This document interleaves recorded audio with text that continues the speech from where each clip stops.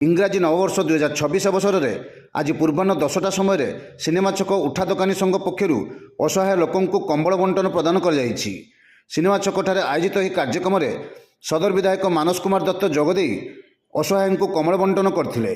एही संघ मानविकता और सामाजिक दायित्वर एक सुंदर उदाहरण सृष्टि करिछि। तांकर एही महत् कार्य पई श्री दत्त भूयसी प्रशंसा करथिले।